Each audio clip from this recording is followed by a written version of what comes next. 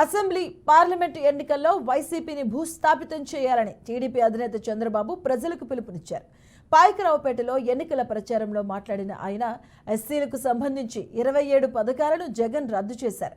అంబేద్కర్కు భారతరత్న రావడానికి మాజీ సీఎం స్వర్గీయ ఎన్టీఆర్ ఎంతో కృషి చేశారని గుర్తు చేశారు. అంబేద్కర్ ఆశయాలను జగన్ తొంగలో తొక్కాడని, జగన్ వస్తే గంజాయి వస్తుందన్నారు. 500 కోట్లతో జగన్ ప్యాలెస్ కట్టుకొని ప్రజలకు మాత్రం చిన్న ఇల్లు కట్టించలేకపోయారని విమర్శించారు. ఎవరైతే కుంభకోణాలు చేసిన వారిని ఉక్కు పాదంతో అణచివేసే బాధ్యత మాదని మీ అందరికీ హామీ ఇస్తున్నా. జగన్మోహన్ రెడ్డి చేసే పని 10 రూపాయలు ఇచ్చి 100 రూపాయలు దోచేయడం. నేను చేయబోయేది 15-20 రూపాయలు ఇస్తా. జగన్మోహన్ రెడ్డి అప్పు చేస్తాడు, మీకు ఇచ్చేసి మొత్తం చేస్తాడు. నేను ఇవ్వబోయేది అప్పు తేను, అభివృద్ధి చేస్తా, సంపద సృష్టిస్తా, ఆ సంపద మీకు పంచుతాను.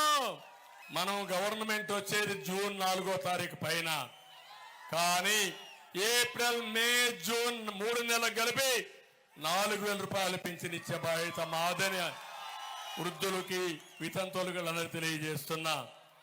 అందుకే కేంద్రం కూడా గరీబ్ అనే కార్యక్రమం తీసుకొచ్చి వాళ్ళు ఇచ్చే 5 కేజీల బియ్యం ఉచితంగా ఇవ్వడానికి నిర్ణయం చేశారు.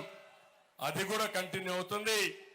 ఈ రోజు జగన్మోహన్ రెడ్డి చేసే మోసాలు మీరు చూస్తే ఏది ఇవ్వకుండా కేంద్రం ఇచ్చిన డబ్బులు కూడా ఈయన అకౌంట్లో వేసుకుని ఒక స్టిక్కర్ వేసుకుంటున్నాడు తప్ప ఇంకోటి కాదని చెప్పి కూడా నేను మీకు తెలియజేస్తున్నా.